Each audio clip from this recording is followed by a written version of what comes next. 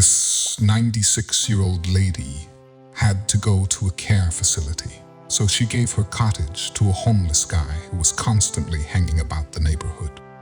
He was relieved to finally have a place to call home, so he moved in with a positive attitude. What he discovered inside, though, was really remarkable. Stephen waited anxiously on the street in front of the home. He still couldn't believe this place was now his. Though he had visited this place several times before, each visit seemed like the first, but the mansion wasn't the only thing in store for him. Using the key the attorney had given him, he entered the building. As soon as he looked around, he had the comforting feeling of being back home. His recollections of the event were spot on. There was, however, one anomaly that immediately drew Stephen's notice. The table was occupied by huge luggage, and it had his name on it. He opened the suitcase gingerly, his mouth dropping the whole time. I can't believe she's done this. But some context is needed to make sense of Stephen's predicament and his discovery. The 96-year-old Ellie Barnes of rural Alaska had spent her whole childhood in the area and never saw a need to move. She had been there for 72 years with her husband, Peter, and she loved it nearly as much as she adored him. Ellie liked the solitude of the countryside and would often sit on the porch with Peter when the weather was nice, but shortly, everything in her tranquil existence would change radically. Peter's death was sudden and came after a brief hospitalization. There was a startled silence from Ellie. Despite their advanced years together, she had never given any thought to the possibility that Peter might pass away first. He had always had better health than her, and without him, she didn't know what to do with herself. Their kids weren't as enamored with the last frontier as Ellie and Peter were. They decided to uproot and go all the way across the country to the southern United States. If Ellie ever chose to relocate to either Boston or Dallas, she would have the option of living with either of her daughters. In contrast, Ellie loathed the idea of urban living. In addition, she had Alaskan ancestry that no one else could fathom. Ellie met Peter on her first day of elementary school.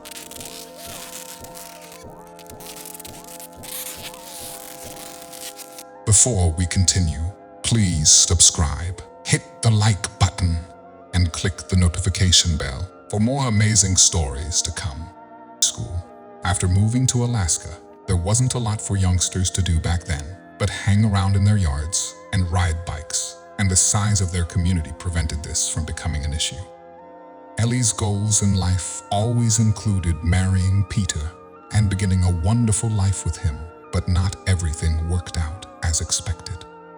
After they tied the knot, Ellie and Peter had a hard time settling into permanent employment. They were only able to afford a one-bedroom rancher with a cramped living room rather than Ellie's ideal house. It wasn't a walk in the park, but they made it work by putting money aside whenever feasible for maintenance. However, the residents would not help. It seems like 1,000,000 repairs had been made to the home before Peter's death, and Ellie was aware that a sane person would have destroyed it by then, but she couldn't bring herself to do so because of the memories associated with the house. She wanted assistance, making sure the home was ready for another year of snowfall. But now, who would be there to aid her? Ellie was fortunate in that a neighbor only 10 minutes away came to her aid. They'd been pals for a while, so they volunteered to help out with household chores. Yet there was a lot that needed fixing, from the broken windows to the leaky roof. Furthermore, Ellie's neighbors were experiencing difficulties of their own. Their son, Stephen, who had been homeless for a long time before moving in with them, also caused them concern. Unfortunately for Stephen, Ellie's hometown wasn't exactly a warm and kind place.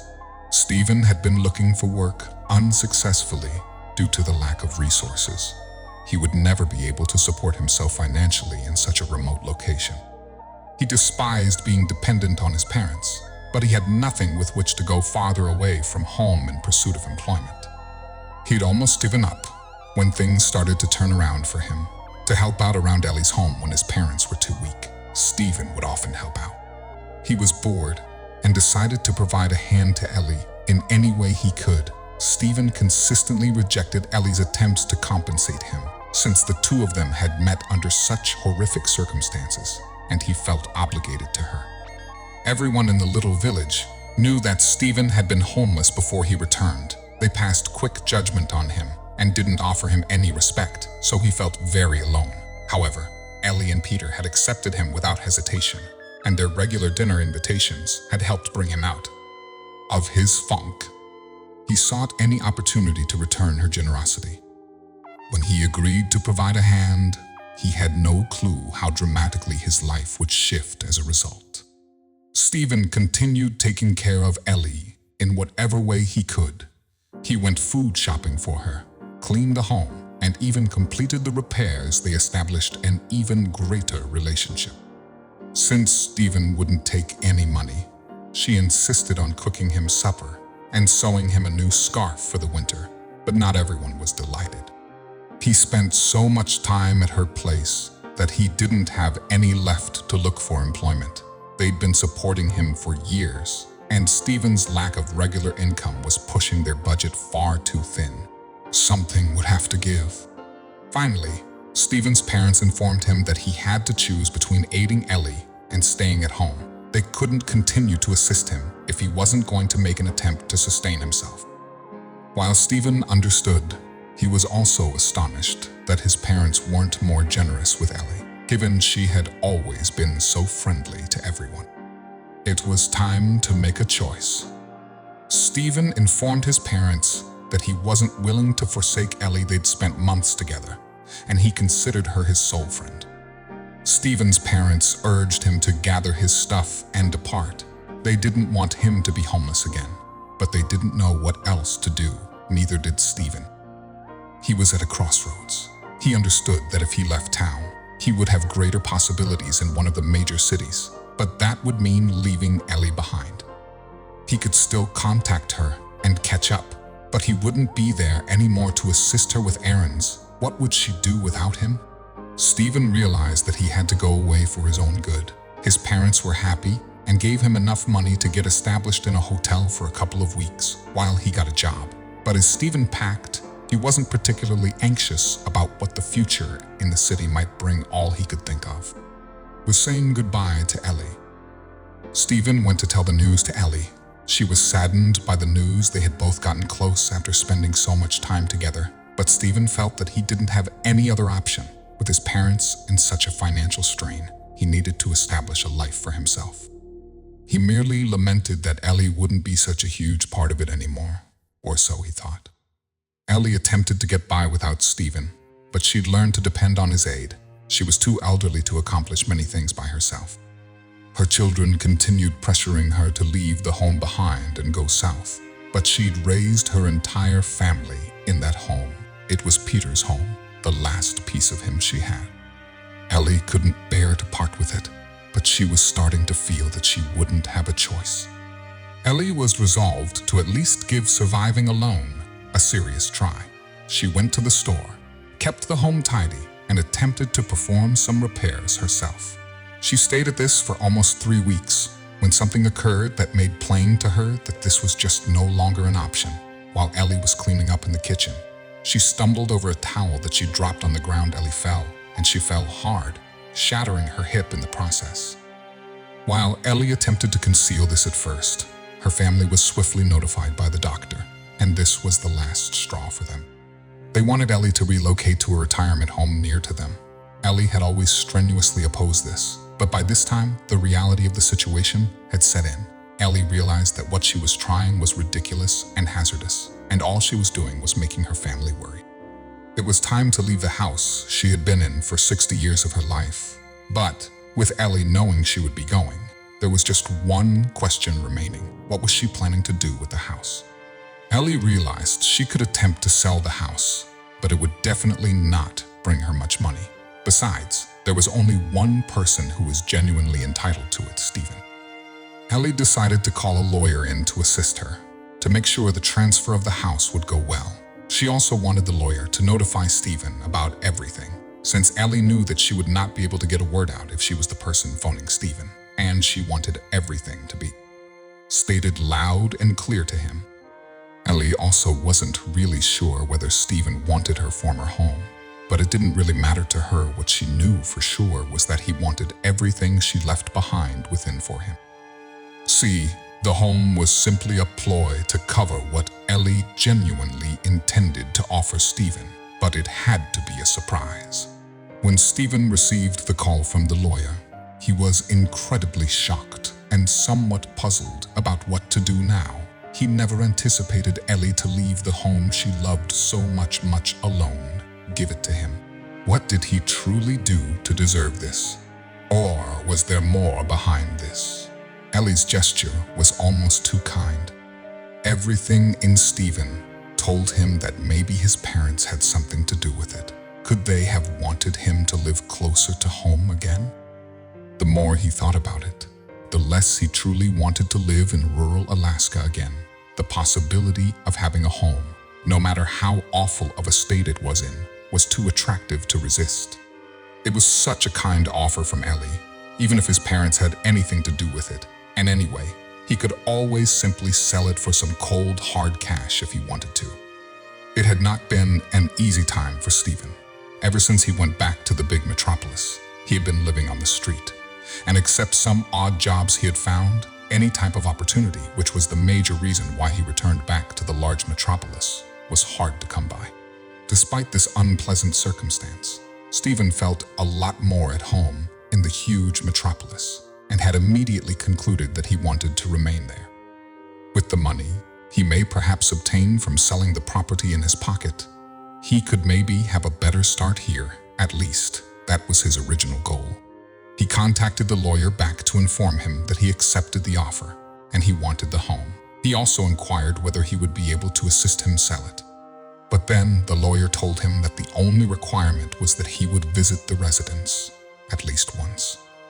Stephen was considerably taken aback and somewhat bewildered by this peculiar state. He demanded an explanation, but the lawyer couldn't go any more on it. Or maybe he simply didn't want to. Semi-hesitantly, Stephen decided to take the offer anyhow. How horrible might visiting the site just once be? Stephen's next action was to phone Ellie. He, of course, wanted to thank her for giving him the home and wanted to know how she was doing and why she had moved out of the house, but he also hoped she might provide him an explanation for the unusual condition. Stephen could not get a hold of Ellie, no matter how frequently he tried. The phone simply kept going to voicemail. Suddenly, Stephen became concerned. Did anything possibly happen to her? That's why he's getting the home, right?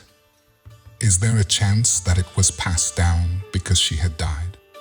The attorney had not told him why Ellie had left the home, just that she wished to leave it to him. He took it at face value and didn't bother to ask any questions. Is it possible that his having been there plays a role? At first, he assumed he had to come there because Ellie was trying to repair his relationship with his parents, even though he was still on the fence. Stephen planned to see the home the next day. The lawyer footed the bill for his ride to the residence.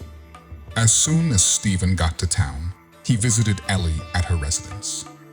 Instead of going to his parents' home, he stayed far away since he didn't want them to find out he was there. He only prayed that they wouldn't be waiting for him when he arrived at Ellie's, but there seemed to be no one there when he arrived. The 2 new locks on the door caught him off guard. When he used the keys he got from the attorney to enter the residence, on the surface it seemed that nothing else about this location was unusual. But then he noticed the huge bag sitting in the middle of the table set for dinner. He walked up to the luggage, wondering whether it may have been left for him, and discovered his name on the label. Given that he recognized Ellie's handwriting, Stephen deduced that she was responsible. Opening the bag, he saw immediately that it was packed with individual packets to avoid bias. Stephen chose one envelope at random. It simply said to go grocery shopping. He then proceeded to choose a few more, for mending the gutter, for scrubbing the stove, and for strolling with her. All of Stephen's efforts over the years on behalf of Ellie and Peter. But now, we get to the finest part. Those envelopes contained various amounts of cash. The bills might be anything from $10 to $50. When Stephen finally got around to opening them all and counting the cash, he determined that the grand amount was somewhere around $15,000. Even though he was still somewhat stunned, Stephen tried calling Ellie again this time. To his delight, she answered the phone. Ellie said he had earned everything over the course of 2 years, but had refused to take any of it. She felt obligated to repay Stephen for his generosity and assistance, and this was her method of doing so. Even the thought of it made Stephen cry. If he got his hands on this money, it would completely alter his future. Moreover, he felt tremendous relief at learning that Ellie was still alive. Assuming he received the money, Stephen would use it to rent an apartment in Anchorage. Stephen was finally able to turn his life around. After establishing a foundation of sorts, he was able to get employment immediately and rapidly began climbing the corporate ladder. Very quickly after that, he met his current fiancée, and the two are now living together and making plans to raise a family. As time passed, he and his parents became closer, and he now visits them once every few weeks, and he always made a point of stopping by Ellie's home whenever he was in town to make any necessary repairs. He retains ownership of the property and now leases it to a local couple who want to raise their own children there. Before Ellie died, Stephen would have one more chance to visit her. About 6 months after she gave him the house and the money, he paid a visit to see her at the retirement home. He could thank her over the phone 1,000,000 times, but he needed to tell her in person just once. Send your gratitude to the one who made a difference in his life. You like this touching and surprising story? If so, we invite you to leave us a comment expressing your opinion. If you want to continue enjoying inspiring stories like this one, subscribe to our channel or check out the other videos shown at the bottom of the screen. Thank you for your cooperation. Binding bonds through beautiful tales. Thank you for watching.